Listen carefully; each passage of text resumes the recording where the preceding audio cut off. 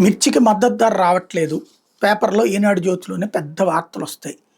వెంటనే చంద్రబాబు గారు స్పందించారు. సీరియస్‌గా మాట్లాడారు. కేంద్రంతో మాట్లాడారు. ఈ రోజు కొనమన్నారు. ఆ తర్వాత అక్కడ కొన్నోడెవడూ లేడు. బట్ ఆ తర్వాత పరిష్కారం అయిపోయినట్టుగా ఏ వార్త రాయరు.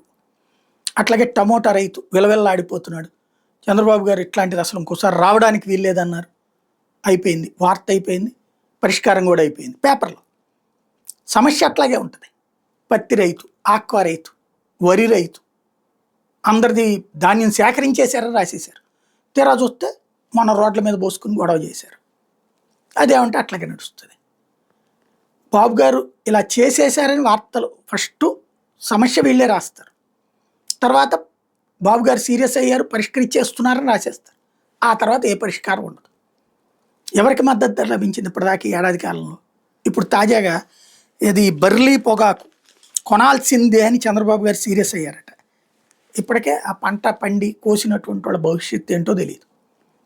ఇప్పటికే కొనాల్సిందే అన్నారు. మరి ఏదైనా కొంటారేమో చూద్దాం.